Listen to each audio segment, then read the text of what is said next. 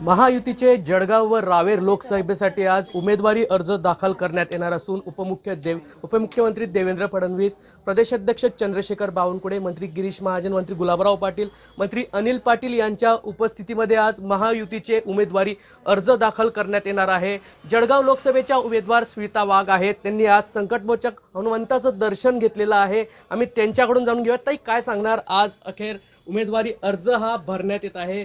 असंच काही मागच्या वेळेस घडलं होतं, पण पक्षाने आपल्याला निष्ठा दाखवत संधी दिली आहे। आज अखेर उमेदवारी अर्ज भरण्यात येत आहे, काय सांगणार? आज मी मारुतीरायाचं दर्शन घेऊन उमेदवारी अर्ज आज दाखल करते आहे। जनतेच्या साक्षीने, आमच्या सगळ्या नेत्यांच्या साक्षीने आज आमचे देवेंद्रजी फडणवीस साहेब या ठिकाणी येत आहेत। आमचे पालकमंत्री गुलाबरावजी पाटील आज आहेत। आमचे संकटमोचन गिरीश भाऊ या ठिकाणी आहेत। आमचे दुसरे मंत्री अनिल दादा आहेत। आमचे चिमनरावजी पाटील आहेत। आमचे राजमामा भोळे आहेत। आमचे या ठिकाणी किशोरप्पा आहेत। आमचे मंगेदादा चव्हाण आहेत। आमचे सगळे महायुतीचे सगळे पदाधिकारी आणि जनतेच्या साक्षीने कुटुंबाच्या समेत आणि सगळ्यांच्या समेत मी आज या ठिकाणी माझा उमेदवारी अर्ज दाखल करणार आहे। आणि याच्यात मला मनापासून याचा आनंद होणार आहे की पंतप्रधान नरेंद्रभाई मोदींना तिसऱ्यांदा पंतप्रधान करण्यासाठी आज आम्ही 400 पारचा जो काही नारा दिला आहे त्या सगळ्या 400 पारच्या सगळ्या खासदारांना मोठ्या मताधिक्याने निवडून देण्यासाठी मी आज मारुतीरायाला साकडं घातलं आहे की आमच्या सगळ्या उमेदवारीच्या खासदारांना मोठ्या मताधिक्याने निवडून आज पंतप्रधान नरेंद्रभाई मोदींच्या हात बळकट करण्यासाठी आम्ही सगळे पुढे सरसावलो। तर या ठिकाणी विरोधकांनी काल टीकेची झोड उठवली होती। अब की बार भाजपा तडीपार अशा अनेक त्यांनी वल्गना केलेल्या आहेत आणि नेमकं काय सांगाल तुम्ही?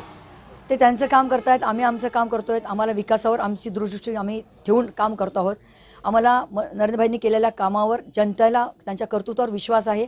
जनता आमच्या पाठीशी आहे, त्याचं आज प्रतिबिंब आपल्याला बघायला मिळेल। मारुतीरायाला काय नेमकं साकडं घातलेलं आहे?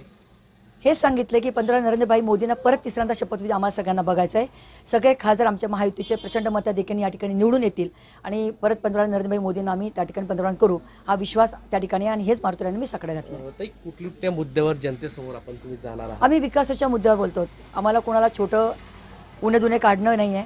आम्हाला आमची रेषा मोठी करायची आहे कामाच्या स्वरूपामध्ये। कोणाची रेषा खोडून आम्ही मोठे होणार नाही, तर आम्ही आमच्या कर्तृत्वाची कामाची रेषा मोठी करणार आहोत आणि त्या मुद्द्यांवर आम्ही ही निवडणूक लढवणार। विरोधक म्हणतायत तुम्ही 5 लाखाची जरी घोषणा करत असले मात्र जे स्ट्रॉ पॉल असतात त्या स्ट्रॉ पॉलवर 5000 मते तरी मिळून दाखवा तर बोला, मग 5 लाखाच्या बाता करा। आगे आगे देखो होता है क्या, घोडा मैदान जवळ आहे, काळजी करू नका।